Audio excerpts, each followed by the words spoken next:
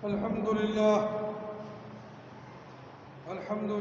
نحمده ونستعينه ونستغفره ونؤمن به ونتوكل عليه ونعوذ بالله من شرور أنفسنا ومن سيئات أعمالنا من يهده الله فلا مضل له ومن يضلله فلا هادي له ونشهد أن لا إله إلا الله وحده لا شريك له ونشهد أن سيدنا ونبينا محمدا عبده ورسوله صلى الله عليه وسلم. أما بعد، أعوذ بالله من الشيطان الرجيم. بسم الله الرحمن الرحيم.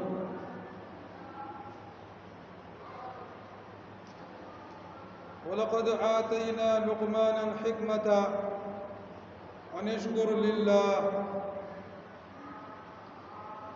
وَمَنْ يَشْكُرْ فَإِنَّمَا يَشْكُرُ لِنَفْسِهِ وَمَنْ كَفَرَ فَإِنَّ اللَّهَ غَنِيٌّ حَمِيدٌ. سورۃ لقمان کے اندر اللہ پاک حضرت لقمان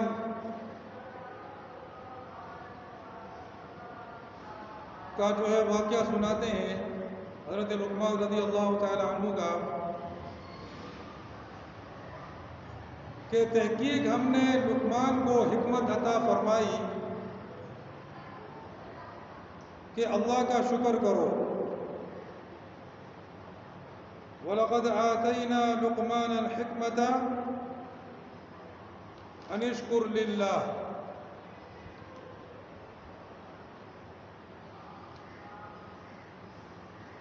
حضرت لقمان رضی اللہ تعالی عنہ عرب کے مشرکین کے درمیان بھی مشہور تھے اور ان کی حکمت، ان کی دانائی، ان کی دانش مندی، سمجھ بوجھ، فہم وہ ان کے درمیان میں مشہور تھا. اللہ پاک یہاں پر ان کا واقعہ بیان فرماتے ہیں تاکہ ان مشرکین کو بھی عبرت ہو کہ جس آدمی کو یہ لوگ بہت بڑا دانا اور عقل مند سمجھتے تھے، لیکن طریقہ جو انہوں نے اپنایا ہوا ہے وہ ان سے بالکل مخالفت میں ہے. تو اللہ پاک فرماتے ہیں وَلَقَدْ آتَيْنَا لُقْمَانَ الْحِكْمَةَ أَنِ اشْكُرْ لِلَّهِ کہ ہم نے لقمان کو دانائی عطا فرمائی، حکمت عطا فرمائی. أَنِ اشْكُرْ لِلَّهِ کہ تم اللہ کا شکر ادا کرو. دانائی کے ساتھ جہاں پر حکمت کا ذکر فرمایا کہ ان کو ہم نے حکمت عطا فرمائی، دانائی عطا فرمائی، سمجھ بوجھ عطا فرمائی، وہاں پر بتایا أَنِ اشْكُرْ لِلَّهِ کہ اللہ کا شکر ادا کرو. یعنی دانائی کا تعلق شکر کے ساتھ ہے. جو اللہ کا شکر کرنے والا ہے وہ سمجھدار ہے، اور جتنا زیادہ اللہ کا شکر گزار ہے اتنا ہی وہ دانش مند اور عقل مند ہے.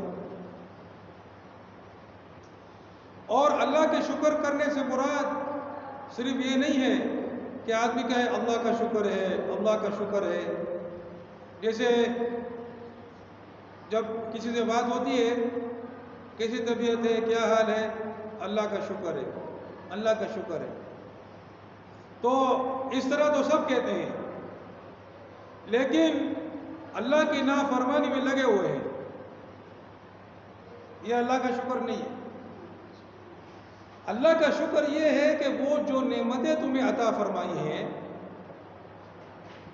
تمہیں جسم دیا، تمہیں روح دیا، تمہیں سانس لینے کے لیے ہوا فراہم کی، تمہارے لیے میوہ جات اگائے، سبزیاں اگائی، تمہارے لیے جانوروں کو پیدا کیا. اور اگر دیکھا جائے تو عالم کے اندر کتنی چیزیں انسان کی خدمت میں لگی ہوئی ہیں. بلکہ ہر چیز کو اللہ پاک نے انسان کے لیے بنایا. هو الذی خلق لکم ما فی الارض جمیعا، جس نے تمہارے لیے زمین کے اندر تمام چیزوں کو پیدا کیا. آگے آ جا، تو آگے آ جا، تو پیچھے رہے، تو ادھر آ جا، تو ادھر آ جائے. ہاں تو ادھر آ، بیچ میں آ، یہاں بیچ میں بیٹھ. ہاں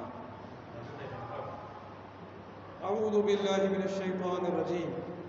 تو اللہ پاک نے تمام چیزوں کو پیدا کیا، اور بندہ جو ہے اپنے جان کو، اپنے مال کو، اپنے وقت کو، اللہ کی دی ہوئی نعمتوں کو اللہ کی نافرمانی میں خرچ کرتا ہے، اور زبان سے کہتا ہے اللہ کا شکر ہے، اللہ کا شکر ہے. یہ اللہ کا شکر نہیں ہے، یہ اللہ کی بہت بڑی ناشکری ہے. جس جسم کو، جس روح کو، جس جان کو، جس مال کو، جس دولت کو، جس اہل و عیال کو اللہ پاک نے تمہیں عطا کیا، تم اسے اللہ کی نافرمانی میں خرچ کرو، یہ اللہ کی بہت بڑی ناشکری ہے. تو جب لقمان رضی اللہ تعالی عنہ کو اللہ پاک نے فرمایا کہ ہم نے تحقیق اس کو حکمت عطا فرمائی، فرمایا انشکر للہ، کہ تم اللہ کا شکر ادا کرو. تو شکر کا تعلق حکمت سے ہے، اور حکمت کا تعلق شکر سے ہے. بندہ جتنا اللہ کا شکر گزار ہوگا، اور دوسری تعبیر میں جتنا فرما بردار ہوگا، اتنا ہی وہ زیادہ عقل مند ہوگا.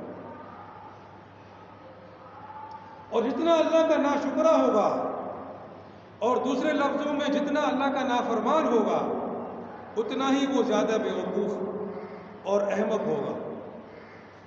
سمجھ آ رہا ہے کہ نہیں؟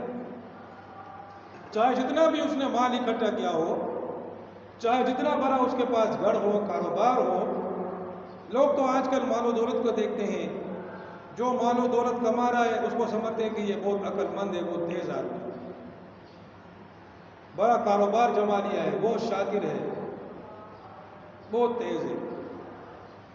اور جو ہے وہ بیوی بھی اس نے اچھی والی کر لی ہے، اور گھر بھی اچھا والا خرید لیا ہے، اپنا مکان ہے وہ بھی اچھا والا، اور گاڑیاں بھی ہیں، اور کاروبار بھی جمع ہوا ہے، پیسے بھی آ رہے ہیں. بہت تیز ہے بھائی، بہت ہوشیار آدمی ہے. ایسا ہی ہے کہ نہیں؟ اسی طرح لوگ بات کرتے ہیں نا. لیکن اس کا تعلق عقل مندی سے بالکل بھی نہیں ہے. عقل مند وہ ہے جو اللہ کا فرما بردار ہے، شکر گزار ہے. جو اللہ کا نافرمان ہے، وہ اللہ کا ناشکرہ ہے، وہ بہت بڑا بیوقوف ہے. پھر آگے فرمایا وَمَن يَشْكُرْ فَإِنَّمَا يَشْكُرُ لِنَفْسِهِ، جو اللہ کا شکر ادا کرتا ہے اپنی ذات کے لیے کرتا ہے. اللہ کو کوئی فائدہ نہیں ہوتا. نہ شکر کرنے سے اس کا کوئی فائدہ ہے، نہ ناشکری کرنے سے اس کا کوئی نقصان ہے. سمجھ میں آ رہا ہے کہ نہیں؟ سمجھ میں آ رہا ہے کہ نہیں؟ وَمَن يَشْكُرْ فَإِنَّمَا يَشْكُرُ لِنَفْسِهِ، جو اللہ کا شکر ادا کرتا ہے وہ اپنے آپ کے لیے کرتا ہے. جو اللہ کی فرما برداری کرتا ہے، فرما برداری، شکر گزاری، یہ دونوں ساتھ چلتے ہیں. نافرمانی، ناشکری، یہ دونوں ساتھ چلتے ہیں. جتنا شکر گزار ہوگا اتنا فرما بردار ہوگا. تو جو اللہ کی فرما برداری کرتا ہے، شکر گزاری کرتا ہے، وہ صرف اپنے آپ کے لیے کرتا ہے. وَمَن كَفَرَ فَإِنَّ اللَّهَ غَنِيٌّ حَمِيدٌ، اور جو ناشکری کرتا ہے تو اللہ بڑا بے نیاز ہے، بذات خود قابل تعریف ہے. تمہاری ناشکری سے اس کو کوئی فرق نہیں پڑتا، وہ بے نیاز ہے، اس کو تمہاری کوئی ضرورت نہیں ہے. وہ بے احتیاج ہے، وہ بے ضرورت ہے، اس کو کوئی ضرورت نہیں ہے. حمید، تعریف والا ہے، وہ خود تعریف والا ہے، چاہے اس کی کوئی تعریف کرے یا نہ کرے. جو اس کی تعریف کرے گا اپنے فائدے کے لیے کرے گا، اور جو اس کی ناشکری کرے گا وہ اپنے نقصان کے لیے کرے گا، اس سے اللہ سبحانہ و تعالیٰ پر کوئی فرق نہیں۔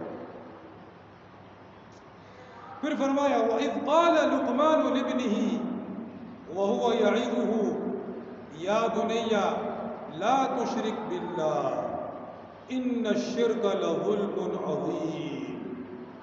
اور وہ وقت یاد کرو جب لقمان نے اپنے بیٹے سے کہا اور وہ اس کو نصیحت کر رہا تھا، یا بنیا، اے میرے بیٹے، لا تشرک باللہ، اللہ کے ساتھ شرک نہیں کرنا، اللہ کے ساتھ کبھی شرک نہیں کرنا۔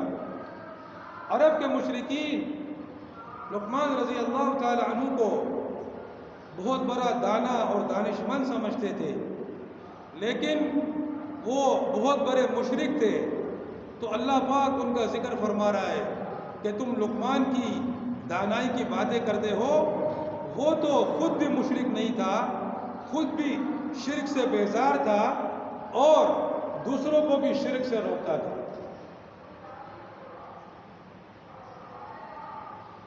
اور مشرکین مکہ کی جو اولاد تھی ان میں سے جو مسلمان ہو گئے تھے، تو وہ مشرک ماں باپ زور لگا رہے تھے کہ ان کے جو اولاد ہے دوبارہ مشرک ہو جائے۔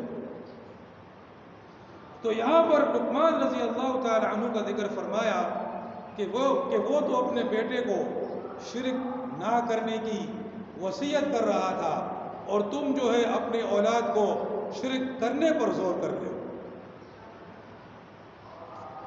لا تشرک باللہ، اللہ کے ساتھ شرک نہیں کرنا، اللہ کے علاوہ کسی کو پکارنا نہیں، اللہ کے علاوہ کسی سے دعا نہیں کرنا،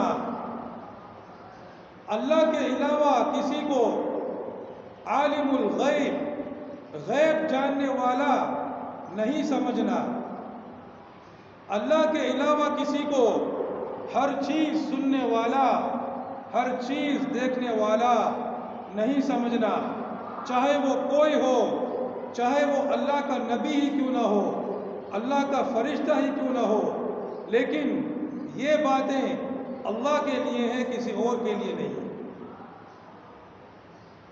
اور لوگ کیا کہتے ہیں؟ لوگ کہتے ہیں اے سبز گنبد والے، منظور دعا کرنا۔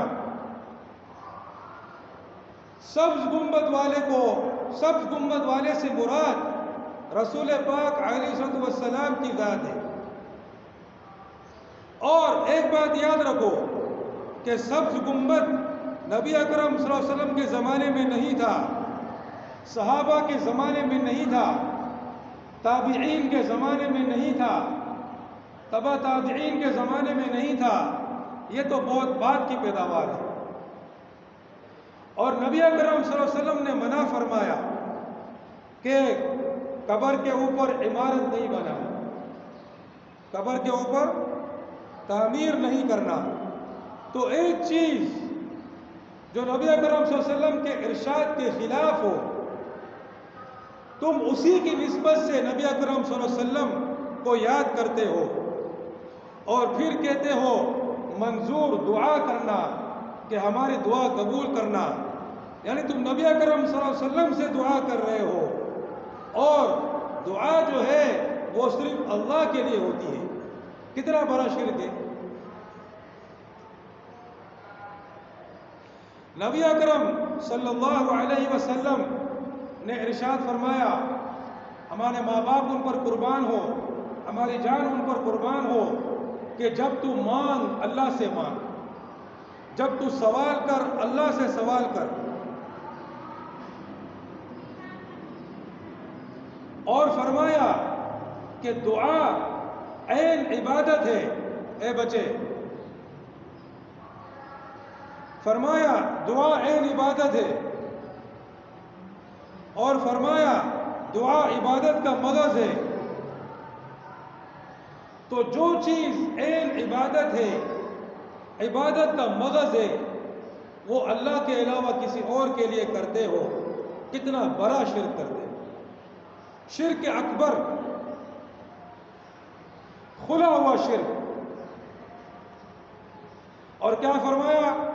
یا بنیا لا تشرک باللہ، اللہ کے ساتھ شرک نہیں کرنا۔ ان الشرک لظلم عظیم، بے شک شرک بڑا بھاری ظلم ہے، بہت بڑا ظلم ہے، ظلم عظیم ہے۔ شرک کرنے سے بندہ کافر ہو جاتا ہے، اسلام سے خارج ہو جاتا ہے۔ اللہ کے ساتھ کسی کو شرک نہیں کرنا، شرک کرنا بڑا بھاری ظلم ہے۔ وَوَصَّيْنَا الْإِنسَانَ بِوَالِدَيْهِ، اور ہم نے انسان کو اپنے والدین کے بارے میں تاکید کی۔ اللہ پاک ابھی والدین کا ذکر فرماتے ہیں۔ مشرکین مکہ جو تھے وہ اپنی اولاد پر زور دے رہے تھے کہ تم مسلمان ہو گئے ہو، نہیں، دوبارہ واپس آ جاؤ۔ تو مسلمان صحابہ رضی اللہ تعالی عنہم اب ان کو بتایا کہ کس طرح تمہیں اپنے والدین کے ساتھ معاملہ کرنا ہے۔ وَوَصَّيْنَا الْإِنسَانَ بِوَالِدَيْهِ، ہم نے انسان کو اس کے والدین کے بارے میں تاکید فرمائی۔ حَمَلَتْهُ أُمُّهُ وَهْنًا عَلَى وَهْنٍ، اس کی ماں نے اسے کمزوری پر کمزوری برداشت کر کے پیٹ میں رکھا۔ کبھی سوچا ہے اس بات کو؟ جب تمہاری ماں تمہیں بلاتی ہے تو تمہارے چہرے پر ناگواری ہو جاتی ہے، تمہیں برا لگتا ہے کہ ماں جو ہے بار بار بلاتی رہتی ہے، اور ماں جب آواز لگاتی ہے تو تم اپنے دوست کے ساتھ لگے ہوتے ہو، اپنے موبائل کے ساتھ لگے ہوتے ہو، اپنے دوسرے دیگر مشغولات میں بیوی بچوں میں لگے ہوتے ہو۔ ماں پکارتی ہے، یہ آواز تمہیں گران گزرتی ہے، یہ آواز تمہیں گران گزرتی ہے، کیوں بلاتی رہتی ہے یہ مجھ کو؟ دماغ کھا گئی ہے، سر میرا چاٹ لیتی ہے۔ کبھی سوچا ہے کہ اسی ماں نے تم کو اپنے پیٹ میں رکھا تھا؟ کبھی سوچا؟ اور کمزوری پر کمزوری برداشت کر کے اس نے تمہیں اپنے پیٹ میں رکھا تھا۔ حَمَلَتْهُ أُمُّهُ وَهْنًا عَلَى وَهْنٍ وَفِصَالُهُ فِي عَامَيْنِ، اور 2 سال میں اس کا دودھ چھوٹتا ہے، پھر 2 سال تک تمہیں دودھ پلایا۔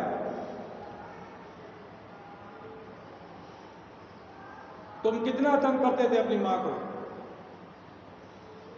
اس کی راتوں کی نیندیں تم نے خراب کی ہوئی تھی، اس کے دن کا چین تم نے اڑایا ہوا تھا، لیکن پھر بھی وہ تمہارے ساتھ محبت اور شفقت کا معاملہ کرتی تھی۔ تم جب روتے تھے تو وہ تڑپ اٹھتی تھی کہ میرا بچہ رو رہا ہے، مگر آج وہ ماں تمہیں بلاتی ہے تو تمہیں ناگوار گزرتا ہے۔ تمہاری ماں تمہیں چڑچڑی بوڑھی عورت لگتی ہے۔ حَمَلَتْهُ أُمُّهُ وَهْنًا عَلَى وَهْنٍ وَفِصَالُهُ فِي عَامَيْنِ أَنِ اشْكُرْ لِي وَلِوَالِدَيْكَ، کہ تم میرا شکر ادا کرو اور اپنے والدین کا بھی شکر ادا کرو۔ اللہ پاک نے جہاں اپنے شکر کا ذکر فرمایا، وہاں پر ماں باپ کے شکر کا بھی ذکر اس کے ساتھ فرمایا۔ أَنِ اشْكُرْ لِي وَلِوَالِدَيْكَ، میرا شکر ادا کرو اور اپنے ماں باپ کا شکر ادا کرو۔ لیکن تم وہ جب تمہیں بلاتے ہیں تو تمہیں بھاری لگتا ہے، کیوں بلا رہے ہو؟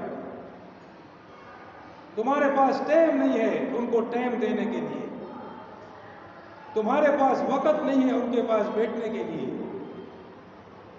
تمہارے پاس پیسے نہیں ہیں ان کو دینے کے لیے، دوسری چیزوں کے لیے پیسے ہیں لیکن ماں باپ کو دینے کے لیے نہیں.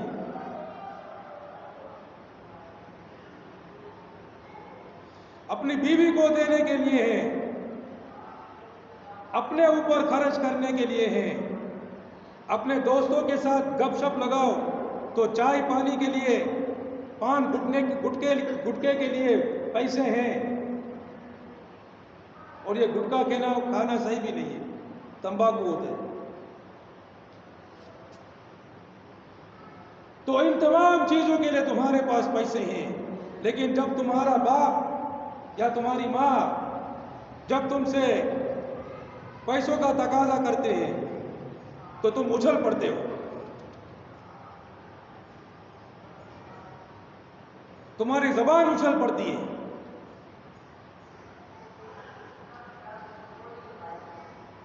کیا تمہیں معلوم نہیں کہ تمہارے ماں باپ نے تم پر کتنے پیسے خرچ کیے، کتنی محنت اٹھائی تم کو پالنے میں پوسنے میں، تم کتنا ان کو تنگ کرتے تھے. انشکر لی ولیوالدی، میرا شکر ادا کرو اور اپنے ماں باپ کا شکر ادا کرو. الی المصیر، میرے پاس ہی تمہیں لوٹ کر آنا ہے. میری فرما برداری کرو، اپنے ماں باپ کی فرما برداری کرو. وَإِن جَاهَدَاكَ عَلَىٰ أَن تُشْرِكَ بِي مَا لَيْسَ لَكَ بِهِ عِلْمٌ، اور اگر وہ تم پر زور ڈالیں کہ میرے ساتھ شرک کرو جس کی تمہارے پاس کوئی دلیل نہیں ہے، فَلَا تُطِعْهُمَا، تو ان کی بات نہیں مانو. اپنے ماں باپ کا شکر ادا کرو، ان کی فرما برداری کرو، ان کو اف تک نہ کہو، ان کے ساتھ نرمی سے بات کرو. لیکن اگر وہ تمہیں میرے ساتھ شرک کرنے پر زور ڈالے یا کسی بھی طرح کی نافرمانی اللہ کی کرنے پر زور ڈالے تو ہرگز ان کا کہنا نہیں مانے. سمجھ آ رہا ہے کہ نہیں؟ جہاں پر اللہ کا تعلق ہوگا وہاں پر ماں باپ کی بات نہیں مانی جائے گی. وَصَاحِبْهُمَا فِي الدُّنْيَا مَعْرُوفًا، اور دنیا میں ان کے ساتھ بھلائی سے رہو. ہاں، جب وہ تمہیں میری نافرمانی کا حکم دیں ان کا کہنا نہیں مانو، لیکن اس کا مطلب یہ نہیں ہے کہ دوسری چیزوں میں ان کے ساتھ برائی کرو، نہیں، بلکہ دنیا میں ان کے ساتھ بھلائی کا معاملہ کرو. اللہ اکبر. یعنی کہ اگر ماں باپ کافر بھی ہوں اور اولاد پر کفر کرنے پر، شرک کرنے پر زور ڈالیں تو اولاد ان کا کہنا نہیں مانے گی، لیکن اس کے ساتھ ساتھ دوسرے معاملات میں ان کے ساتھ بھلائی کرے گی. کتنا بڑا ماں باپ کا حق ہے، ذرا سوچو، ذرا سوچو ماں باپ کا کتنا بڑا حق ہے کہ اللہ پاک نے کافر ماں باپ کو بھی، جو اللہ کے دشمن ہیں، مشرک ماں باپ جو اللہ کے دشمن ہیں، لیکن اللہ نے اس دشمنی کے باوجود اس کی اولاد کو یہ حکم دیا کہ دنیا میں ان کے ساتھ بھلائی کرتے رہو. تو جو ماں باپ مسلمان ہیں ان کا کیا حق ہوگا؟ ذرا سوچو.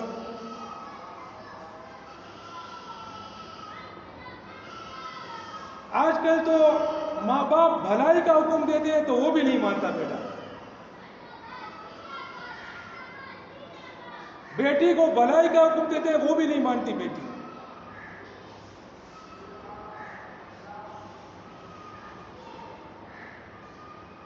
ماں باپ بولتے ہیں نماز پڑھو، وہ نماز نہیں پڑھتے. اور نماز تو ویسے بھی پڑھنی ہے چاہے ماں باپ بولے نہ بولے. ماں باپ بولتے ہیں قرآن شریف سیکھو، وہ نہیں سیکھتا. حالانکہ قرآن شریف تو ویسے ہی سیکھنا ہے چاہے ماں باپ بولے نہ بولے.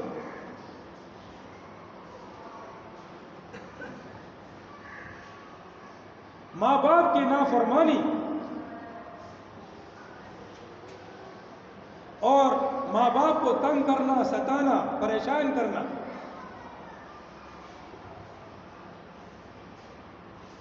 بتائے بغیر غائب ہو جاتے. بعض لڑکے ماں باپ کو بتائے بغیر، گھر والوں کو بتائے بغیر 3-3 4-4 دن غائب ہو جاتے. ماں باپ بیچارے پریشان پیچھے ہر جگہ ڈھونڈ رہے، پھر 4 دن کے بعد وہ نمودار ہوتے. اتنی بے شرمی اور اتنی جو ہے وہ نافرمانی اور اتنا تنگ کرنا. اور بیوی آتی ہے تو پھر وہ بیوی کیا ہو جاتی ہے؟ بیوی بولتی ہے ابھی ماں باپ سے مجھے الگ کرو. اچھا، یہ بیوی پر خیر اگر بیوی کا یہ حق ہے کہ اس کو ایک ایسا جگہ دیا جائے جہاں پر اس کو اپنی وہ پرائیویسی حاصل ہو. اپنا جو ہے کیا بولتے ہیں پرائیویسی، اردو میں کیا بولتے ہیں، یعنی اپنا خود کا ایک جگہ ہو جہاں اس کو کوئی اور تنگ نہیں کرے.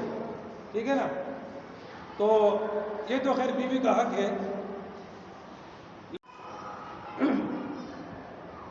تو یہ تو بیوی کا حق ہے کہ وہ ایسا مطالبہ کر سکتی ہے کہ اس کے لیے الگ جگہ ہو، چاہے وہ الگ گھر ہو یا گھر کے اندر ایک الگ جگہ دی گئی ہو جہاں اس کو کوئی پریشان نہیں کرے، کوئی تنگ نہیں کرے، اس کا اپنا جو ہے وہ معاملات ہو. لیکن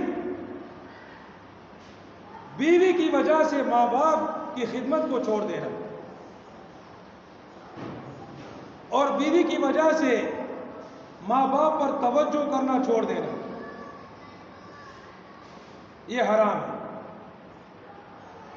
بیوی آ گئی ہے، بیوی چاہتی ہے کہ اب ساری توجہ میری طرف ہو، اب توجہ میری طرف ہو، میرے بچوں کی طرف ہو. اب جو ہے ماں باپ کی طرف توجہ نہیں ہو. اور وہ شوہر کو اس میں گرویدہ کرنے کی کوشش کرتی ہے. اور بہت دفعہ شوہر گرویدہ ہو جاتا ہے، پھر ماں باپ پر توجہ کو چھوڑ دیتا ہے. پھر معاملات کے اندر وہ بیوی کی بات کو مانتا ہے، نہ اپنی سوچتا ہے نہ ماں باپ کی سنتا ہے، اور تباہی کے راستے پر چلا جاتا ہے. تو اللہ سبحانہ و تعالی نے کافر ماں باپ کے لیے بھی فرمایا کہ ان کے ساتھ دنیا میں بھلائی کا معاملہ کرو. تو پھر سوچ لو ماں باپ کا کتنا حق ہوگا.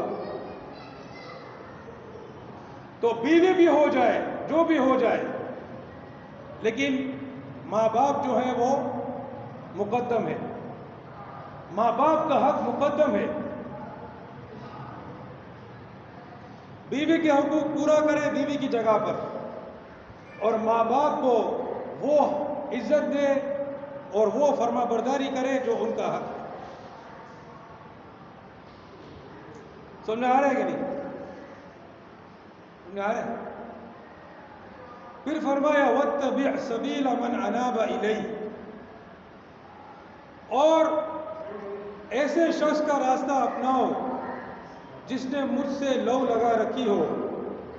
ثُمَّ إِلَيَّ مَرْجِعُكُمْ فَأُنَبِّئُكُمْ بِمَا كُنْتُمْ تَعْمَلُونَ، پھر تم سب کو میرے پاس لوٹ کر آنا ہے، اس وقت میں تمہیں بتاؤں گا کہ تم کیا کرتے رہے ہو. تو ماں باپ کی فرما برداری کرو، لیکن راستہ کس راستے پر چلو گے؟ میرے راستے پر چلو گے۔ اگر ماں باپ میرے راستے پر ہیں تو ٹھیک ہے، ماں باپ میرے راستے پر نہیں ہیں تو ان کے ساتھ بھلائی کا معاملہ کرو، لیکن راستے میرے پر چلو۔ سمجھ میں آ رہا ہے یہ نہیں آ رہا؟ یہ نہیں کہ باپ نماز نہیں پڑھتا تو ابھی میں بھی نماز نہیں پڑھوں گا، ماں نماز نہیں پڑھتی تو میں بھی نماز نہیں پڑھوں گی۔ ماں جو ہے وہ شوہر کی نافرمان ہے، شوہر کے ساتھ لڑتی ہے، باپ کے ساتھ لڑتی ہے، اب میری بھی جب شادی ہوگی تو میں بھی اپنے شوہر کو تنگ کروں گی، میں بھی اس کو ستاؤں گی، اس کے ساتھ جھگڑا کروں گی۔ شوہر کا بھی بہت بڑا حق ہوتا ہے۔ عورتیں شوہر کی نافرمانیاں کرتی ہیں، شوہر کو تنگ کرتی ہیں، ستاتی ہیں، ان کے ساتھ لڑتی ہیں، یہ چیز حرام ہے۔ اور اسی طرح بیوی کا بھی حق ہے، شوہر جو ہے اس کا خیال کرے، اس کے ساتھ محبت اور نرمی سے پیش آئے۔ یہاں پر تو بعض لوگوں نے جانوروں کی طرح اپنی بیوی کو مارا ہے، یہ بالکل حرام ہے۔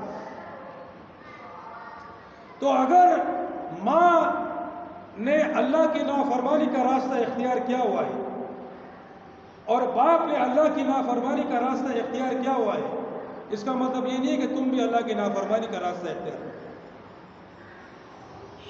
تم اپنے ماں باپ کی فرما برداری کرو گے ان چیزوں میں جن کا تعلق اللہ سے نہیں ہے، لیکن تم راستے پر چلو گے اللہ کے۔ پھر آگے فرمایا یا بنیا انہا ان تک مثقال حبۃ من خردل فتکون فی صخرۃ او فی السماوات او فی الارض یأتی بها اللہ ان اللہ لطیف خبیر۔ بیٹا اگر کوئی چیز رائے کے دانے کے برابر بھی ہو اور وہ کسی چٹان میں ہو یا آسمانوں میں ہو یا زمین میں ہو، اللہ اسے حاضر کر دے گا۔ اللہ بڑا باریک بین ہے، بہت باخبر ہے۔ اگر تمہیں اس بات میں شک ہوتا ہے کہ جب آدمی مر جاتا ہے تو وہ مر کے مٹی مٹی ہو گیا، یا اس کو کسی درندے نے کھا لیا اور اس کا چوڑا چوڑا ہو گیا، پھر جو ہے وہ درندے نے جو ہے وہ پاخانہ کر کے اس کو نکال دیا اور کچھ اس کے جسم کا حصہ بن گیا، اللہ پاک کیسے اس کو زندہ کرے گا؟ تو یاد رکھو کہ اگر رائے کے دانے کے برابر بھی کوئی چیز ہو، زمینوں میں ہو، آسمانوں میں ہو، چٹانوں میں ہو، صحرا میں ہو، سمندر میں ہو، کھلیانوں میں ہو، چرندوں میں ہو، درندوں میں ہو، پرندوں میں ہو، اللہ پاک اس کو حاضر کر دے گا۔ اور اگر تم سمجھتے ہو کہ تم برائی کرو گے اور اپنے گھر میں چھپ کر برائی کرو گے اور تم موبائل کے اندر جو ہے وہ نامحرم عورتوں کو دیکھو گے اور حرام چیزوں کو دیکھو گے، لیکن تم اپنے گھر کے اندر ہو، باہر جب نکلتے ہو تو تمہارے سر پر ٹوپی ہوتی ہے اور جو ہے وہ تم نماز پڑھنے آتے ہو، لوگ تمہیں نمازی سمجھتے ہیں، اور جب چھپ جاتے ہو تو پھر ایسے کام شروع کر دیتے ہو، تو یاد رکھو تم زمینوں میں چلے جاؤ، آسمانوں میں چلے جاؤ، چٹانوں کے چٹان کے اندر، سمندر کی گہرائی میں چلے جاؤ، اللہ پاک اس کو بھی دیکھ لے۔ سمجھ آ رہا ہے کہ نہیں؟ سمجھ آ رہا ہے کہ نہیں؟ تم سمجھتے ہو کہ تم نے کسی کے پیسے ہتھیار لیے ہیں، اس کو کانوں کان خبر نہیں ہے، تم نے اس کو ٹھگ لیا ہے، تمہارے دل کے اندر جو برائی ہے، جو فساد ہے، جو حقد ہے، جو کینہ ہے، جو بغض ہے، جو نفرت ہے، جو منافقت ہے، جو حسد ہے، تم سمجھتے ہو کسی کو اس کی خبر نہیں ہے؟ تو اللہ سبحانہ و تعالیٰ کو اس کی بھی خبر ہے، اور جو اس کے بعد آئیں گے اس کی بھی خبر ہے، اور جو اس سے پہلے گزر چکے ہیں اس کی بھی خبر ہے۔ اور پھر فرمایا یا بنی اقیم الصلاۃ وامر بالمعروف وانہا عن المنکر واصبر علی ما اصابک ان ذالک من عزم الامور، اے بیٹا نماز قائم کرو اور لوگوں کو نیکی کا حکم کرو، نیکی کا لوگوں کو حکم کرو۔ ادھر توجہ دے بھائی، ادھر آ جائے، ہاں ہے، ادھر توجہ دے۔ جب نماز ہو جائے اس کے بعد اے بیٹا نماز قائم کرو اور لوگوں کو نیکی کا حکم کرو اور برائی سے روکو، اور جو تکلیف آئے اس پر صبر کرو۔ جب لوگوں کو نیکی کا حکم کرو گے، برائی سے روکو گے، تو تم پر تکالیف آئیں گی، تمہیں اس پر صبر کرنا ہے، تمہیں اس پر استقلال کے ساتھ، استقامت کے ساتھ، ثابت قدمی کے ساتھ، ہمت اور حوصلے کے ساتھ، جرأت اور بہادری کے ساتھ، مستحکم طریقے سے اس کے ساتھ تمہیں جو ہے وہ معاملہ کرنا ہے اور نپٹنا ہے۔ نماز بھی تم قائم کرو، لوگوں کو نیکی کا حکم دو، برائی سے ان کو روکو۔ اس میں جہاد بھی آ گیا، کیونکہ جہاد بھی یہی ہے، نیکی کا حکم دینا اور برائی سے روکنا، اور پھر جہاد کے راستے میں جو تکالیف ہوں گی ان پر صبر کرنا، ان کا مقابلہ کرنا۔ ان ذالک من عزم الامور، بے شک یہ بڑی ہمت کا کام۔ پھر فرمایا ولا تصاعر خدک للناس، اور لوگوں کے سامنے اپنے گال مت پھلاؤ، غرور سے، تکبر سے، نفرت سے لوگوں کے سامنے اپنے گال مت پھلاؤ۔ بعض لوگ جو ہے وہ فوراً غصے میں آ جاتے ہیں، تو لوگوں کے سامنے اپنے گال تکبر سے، غرور سے یا کسی اور نفرت سے جو ہے مت پھلا۔ ولا تمشی فی الارض مرحا، اور زمین پر اتراتے ہوئے مت چل، زمین پر اتراتے ہوئے مت چل۔ دوسرا کہ کیا فرمایا؟ انک لن تخرق الارض ولن تبلغ الجبال طولا، نہ تو زمین کو پھاڑے گا، نہ تو پہاڑوں کی بلندیوں پر پہنچے گا۔ انسان جو ہے وَخُلِقَ الْإِنسَانُ ضَعِيفًا،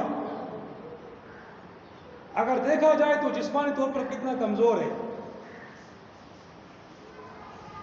اور پھر بھی وہ غرور کرتا ہے، تکبر کرتا ہے، اتراتا ہے۔ اللہ پاک کو یہ سخت ناپسند ہے، اپنے گال پھلاتا ہے، تکبر کرتا ہے، لوگوں کو نفرت آمیز، حقارت آمیز نگاہوں سے دیکھتا ہے۔ فرمایا ایسا نہیں کرو۔ یہ معاملات کی تعلیم ہو رہی ہے۔ نماز پڑھ کے نکلے گا اور داڑھی بھی رکھی ہوئی ہے، مگر لوگوں کے ساتھ معاملات حقارت آمیز، نفرت آمیز۔ ہاں اگر اللہ کے لیے ہو وہ الگ چیز ہے۔ باہر نکلو، لوگ بیٹھے ہوئے نماز پڑھنے نہیں آئے، ان سے اعراض کیا، ان کو دکھایا کہ میں تم سے بیزار ہوں، سمجھے؟ تو یہ اللہ کے لیے، یہ اللہ کے لیے، یہ دین کے اندر مقبول ہے کہ اللہ کی نافرمانی پر اس سے غم و غصہ اور نفرت کا اظہار، لیکن نفسانی اس کے لیے نہیں۔ رشتہ دار کوئی آتے ہیں آپس میں دوسرے سے، اس کو بھی وہ ایسا دیکھتا ہے کہ تو کیوں آیا ہے، پھر آئندہ وہ بولتا ہے یار میں اس کے گھر گیا تھا، اس نے مجھے ایسا منہ پھٹا ہوا منہ دکھایا، اب میں اس سے گھر نہیں جاؤں۔ پھر وہ بندہ خوش ہو جاتا ہے، دیکھو ابھی میرے گھر نہیں آیا، تدبیر کامیاب ہو گئی۔ تو بس لا حول ولا قوت الا باللہ۔ اگر غریب رشتہ دار ہو تو پھر تو واقعی میں کہیں پیسے مانگنے نہ آ گیا ہو یار، اپنے دکھرے بیان کرے گا.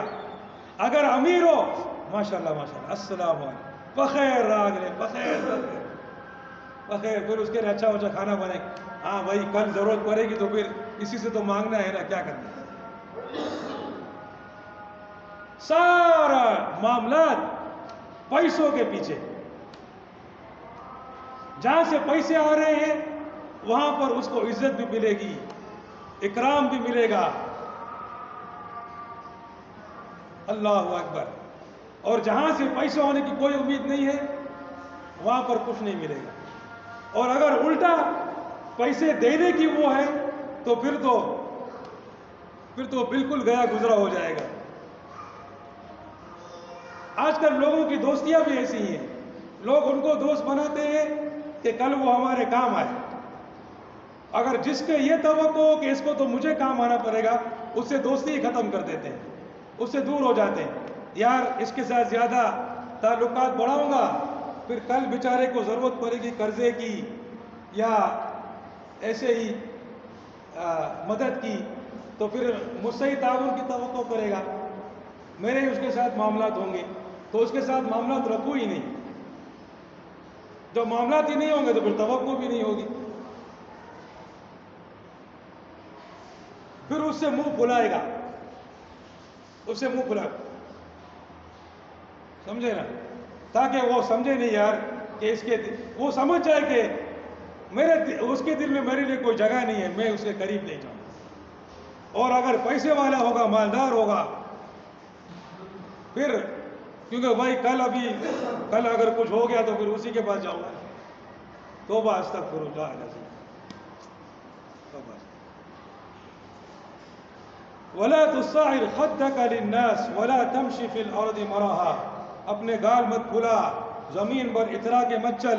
ان اللہ لا يحب كل مختال فخور.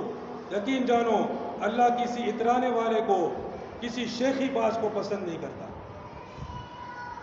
شیخی باز, فخر کرنے والا, فخور. وقصد فی مشیک واغضض من صوتک. اپنی چال میں اعتدال اختیار کرو, نہ تو بالکل ایسے کمزور سی چال ہو اور نہ جو ہے نا کوئی جیسے پیچھے کوئی کتا بھاگ رہا ہے, نہ ایسے ہو, بلکہ میانہ روی کے ساتھ, اعتدال کے ساتھ. یہاں تک کہ نبی صلی اللہ علیہ وسلم نے فرمایا کہ نماز کے لیے بھی جب آؤ تو وقار کے ساتھ آؤ. جتنی تمہیں نماز ملے امام کے ساتھ اتنی پڑھو, جو باقی بچے اس کو دوبارہ اس کو سلام کے بعد جو ہے وہ پورا کرو.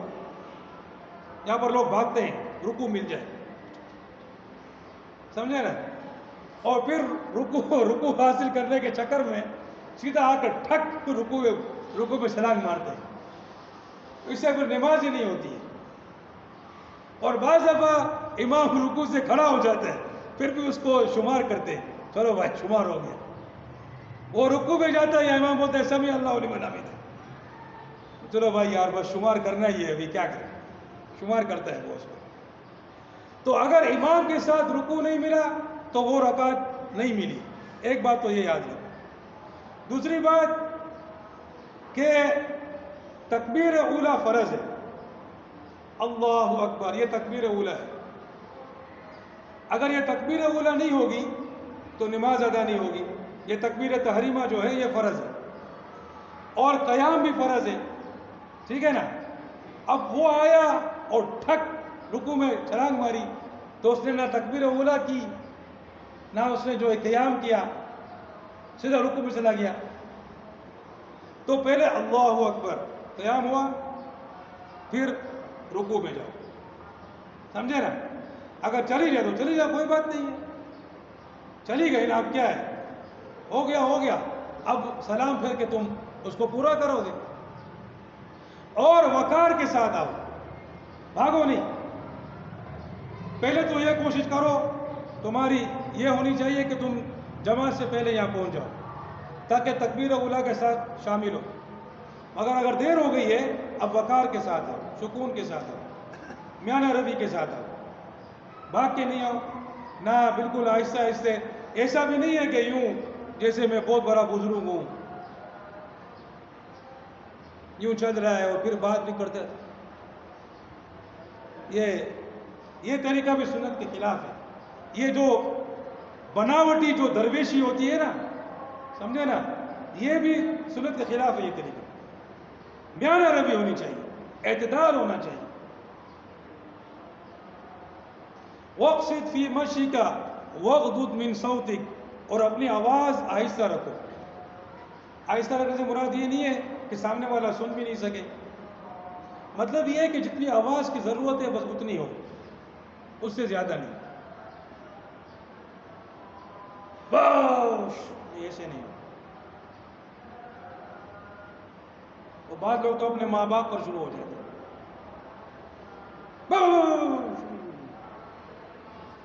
ماں باپ بلاتے ہیں سیدھا اس کو ایسا. اس سے اچھا تو اگر اس کے پاس کتا ہو، ویسے تو کتا رکھنا جائز نہیں ہے، ایسا ہی مثال کے لیے کہہ رہا ہوں. مگر ہاں وہ جو زراعت کے کتے ہوتے ہیں نا، زراعت کے، جیسے کسی کے پاس کھیت ہو، مویشی ہوں، تو اگر اس کے لیے شکار کے لیے کتا رکھا ہو تو وہ کتا بھی ایسا نہیں کرتا ہے. وہ کتا بھی کتنا پیار کرتا ہے، دم ہلا ہلا کے اپنے اس کے پیچھے ہوتا ہے، سمجھے نا. وہ اس کو روزانہ روٹی کا ایک ٹکڑا دے دے. اور یہ اس کے اولاد جس کو اس نے پیار محبت سے پالا پوسا، وہ یوں اس کے سامنے بھونکتا ہے. استغفر اللہ العظیم. جس کے بارے میں اللہ نے فرمایا فَلَا تَقُلْ لَهُمَا اُفْ وَلَا تَنْهَرْهُمَا، ان کے سامنے اف بھی نہیں کرنا. وَلَا تَنْهَرْهُمَا، ان کو جھڑکی نہیں دینا. وَقُلْ لَهُمَا قَوْلًا كَرِيمًا، کریم ان سے بات کرنا، کریم. اللہ. تو یہاں پر اللہ پاک نے عام انسانوں کے سامنے،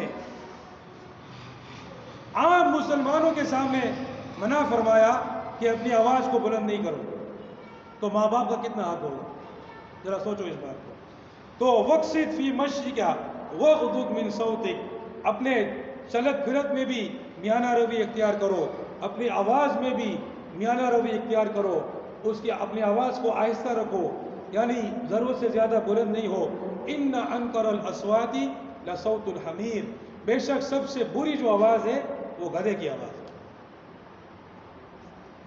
گدھے کی آواز کیسی لگتی ہے؟ اچھی لگتی ہے؟ ہاں. تو جب تم بھی اس طرح بھونگ کرتے ہو نا تو سوچ لو کہ تمہاری آواز بھی کتنی بری لگتی ہے سامنے والے. اور پھر اپنے ماں باپ پر کرو گے توبہ استغفر اللہ. تو میرے بھائیو یہ نصیحتیں ہیں، کتنی نصیحتیں ہیں. اللہ اکبر. اللہ کے ساتھ شرک نہیں کرنا، اللہ کا شکر ادا کرنا، اپنے ماں باپ کا شکر ادا کرنا. یہاں تک کہ اگر وہ کافر مشرک ہوں، تمہیں شرک کرنے کو کہے تو ان کی بات نہیں ماننا، لیکن دنیا کے اندر ان کے ساتھ بھلائی کے معاملہ کرنا. اگرچہ کہ وہ میرے دشمن ہیں، وہ میرے ساتھ شرک کرنے کو تجھے کہہ رہے ہیں، لیکن اس دشمنی کے باوجود میرا حکم تیرے لیے یہ ہے کہ اپنے والدین کے ساتھ میری نافرمانی میں ان کا حکم نہیں ماننا، لیکن دوسرے معاملات میں ان کے ساتھ بھلائی کا معاملہ جاری رکھنا، اور نماز قائم کرنا، اور نیکی کا حکم دینا، اور برائی سے منع کرنا. اور یہ بات یاد رکھنا کہ تم اللہ سے چھپ نہیں سکتے ہو، چاہے تم آسمانوں میں چلے جاؤ، زمین میں چلے جاؤ، چٹانوں میں چلے جاؤ.